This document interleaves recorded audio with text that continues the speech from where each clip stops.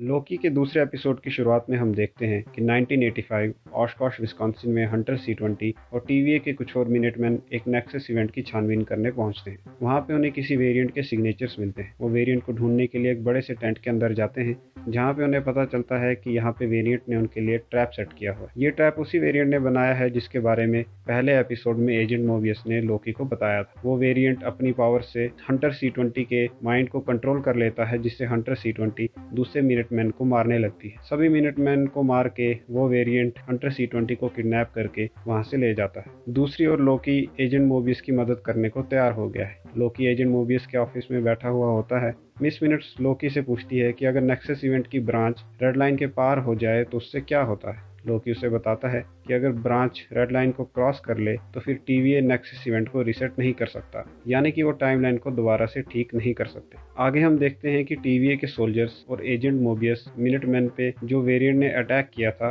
उसको इन्वेस्टिगेट करने के लिए जाते हैं। वो लोकी को भी अपने साथ ले जाते हैं। एजेंट मोबियस सबको समझाता है कि वो टाइमलाइन की ब्रांच में लोकी के दूसरे वेरिएंट की तलाश के लिए जा रहे हैं। उन्हें बताता है कि लोकी के बहुत सारे वेरिएंट रह चुके हैं और सबको लोकी के वेरिएंट्स की पहचान तो होगी ही, क्योंकि टीवीए ने लोकी के बहुत सारे वेरिएंट्स को प्रून किया है, यानी डिस्ट्रॉय किया है। एजेंट मोबियस लोकी और टीवीए के बाकी मिनटमैन 1985 में पहुंच जाते हैं। वहां लोकी एजेंट मोबियस से पूछता है कि वो टाइम में वेरिएंट के अटैक करने से पहले ही वहां क्यों नहीं पहुंच जाते। एजेंट मोबियस उसे समझाता है कि नेक्सस इवेंट्स टाइम के फ्लो को डिस्टेबलाइज कर लेते हैं। ये टाइमलाइन की ब्रांच अभी भी बढ़ रही है और बदल रही है, इसलिए उन्हें वहां पे रियल टाइम में जाना पड़ता है। वो देखते हैं कि वेरिएंट ने हंटर C-20 को किडनैप कर लिया है। वहां पे लोकी उनका टाइम वेस्ट करने की कोशिश करता है और उन्हें कहता है कि ये वेरिएंट का एक ट्रैप है और अगर वो टेंट छोड़ के बाहर गए तो वेरिएंट उनको मार लेगा। मगर एजेंट मोबियस समझ जाता है कि लोकी उनका समय बर्बाद करने की कोशिश कर रहा है ताकि ब्रांच रेड लाइन क्रॉस कर ले। वो मिनटमैन से कहता है कि टाइमलाइन को रीसेट कर ले और वो सब वहां से चले जाते हैं। एजेंट मोबियस टीवीए में वापस जाके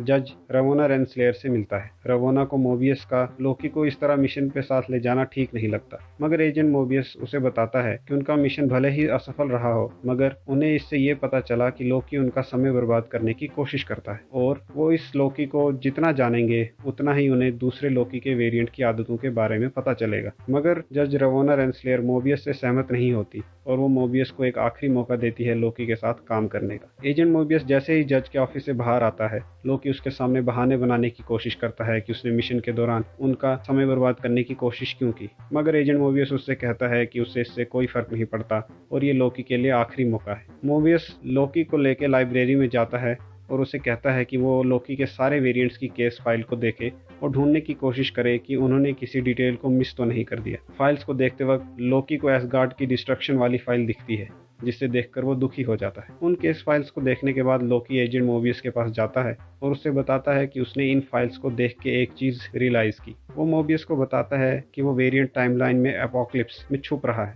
वो एजेंट मोबियस को आगे बताता है कि हम नेक्सस इवेंट उन घटनाओं को कहते हैं जब कोई व्यक्ति ऐसा काम करता है जो पहले से निर्धारित ना हो और उस वजह से टाइमलाइन में बदलाव होने लगे, और ये इवेंट्स ओरिजिनल टाइमलाइन से इतने अलग हो जाते हैं कि टाइमलाइन में एक नई ब्रांच बन जाती है। मगर अगर कोई व्यक्ति एपोक्लिप्स से पहले उस जगह पे कुछ भी करे तो उससे टाइमलाइन की अलग ब्रांच नहीं बनेगी, क्योंकि वो जगह और उस जगह पे मौजूद सारे लोग एपोक्लिप्स से पूरी तरह नष्ट हो जाएंगे, जिस वजह से उस जगह पे ऐसा और कोई इवेंट होगा ही नहीं जिससे टाइमलाइन की दूसरी ब्रांच बन सके। लोकी मोबियस को बताता है कि अगर वो वेरिएंट टाइमलाइन में ऐसी जगहों पे छुपा होगा तो टीवीए उसे कभी भी ढूंढ नहीं पाएगा, क्योंकि वहां पे कोई भी वेरिएंस एनर्जी डिटेक्ट नहीं होगी। लोकी और मोबियस लोकी की इस थ्योरी को टेस्ट करने के लिए 79 एडी में पोम्पे इटली में जाते हैं, जहां पे कुछ ही समय में एक बहुत बड़े ज्वालामुखी से सब कुछ नष्ट होने वाला होता है। एजेंट मोबियस लोकी को समझाता है कि उन्हें बहुत ही संभल के अपना काम करना होगा, क्योंकि अगर लोकी की थ्योरी गलत हुई तो इससे पूरी हिस्ट्री चेंज हो सकती है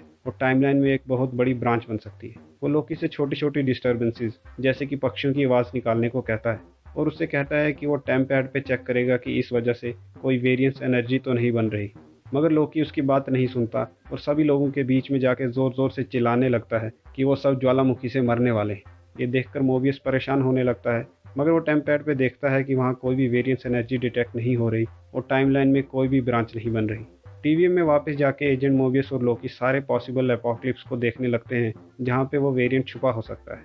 लोकी से बातें करते हुए मोबियस को याद आता है कि उसको 1549 में फ्रांस में एक बच्चे से कैंडी का पैकेट मिला था जिस पे उस कैंडी का नाम कबलुई लिखा हुआ था। मोबियस लोकी को बताता है कि ये कैंडी अर्थ पे सिर्फ 2047 और 2051 के बीच में ही बेची जाती थी। वो 2047 और 2051 के बीच के सारे एपोकलिप्टिक इवेंट्स को देखने लगते हैं कि इस बीच वो वेरिएंट कहाँ छुपा हो सकता है।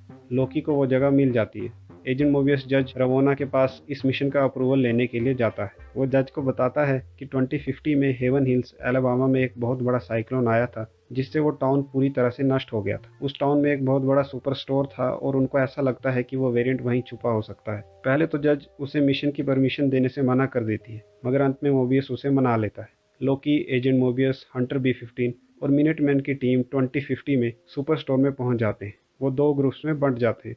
हंटर B-15 और लोकी जब उस वेरिएंट को ढूंढ रहे होते हैं तो वेरिएंट हंटर B-15 के माइंड को अपने कंट्रोल में ले लेता है। दूसरी ओर एजेंट मोबियस को एक मिनटमैन बताता है कि उन्हें हंटर C-20 मिल गई है जिसको वेरिएंट ने किडनैप कर लिया था। हंटर C-20 एजेंट मोबियस को बताती है कि उसने वेरिएंट को टाइम कीपर्स की लोकेशन बता दी है। उसने वेरिएंट को बता दिया है कि टाइम कीपर्स को कैसे ढूंढ सकते हैं। आगे हम देखते हैं कि वेरिएंट हंटर B-15 को छोड़ के एक सुपर स्टोर के एम्प्लॉय के माइंड को कंट्रोल कर लेता है। लोकी वेरिएंट को बताता है कि वो उससे एक ऑफर देना चाहता है, इसलिए उसने उसको ढूंढा है। वो उसे बताता है कि वो टाइम कीपर्स को ओवरथ्रो करने वाला है और वो उसे अपना लेफ्टिनेंट बना सकता है। मगर वेरिएंट उसके ऑफर को ठुकरा लेता है और लोकी को बताता है कि उसको टाइम वेरिएंस अथॉरिटी को रूल करने में कोई भी दिलचस्पी नहीं है। वेरिएंट किसी और की बॉडी को कंट्रोल करके लोकी से लड़ने लगता है और लोकी को गिरा लेता है। लोकी जब उठता है तो देखता है कि वो वेरिएंट लोकी के सामने आ जाता है और हम देखते हैं कि वो लोकी का वेरिएंट एक लड़की है। उस वेरिएंट ने एक डिवाइस पे टाइमर सेट किया होता है। वो टाइमर जैसे ही खत्म होता है वहाँ पे ढेर सारे रीसेट चार्जेस और ढेर सारे टाइम डोर्स एक्टिवेट हो जाते हैं। वो सारे रीसेट चार्जेस टाइम डोर्स के अंदर चले जाते हैं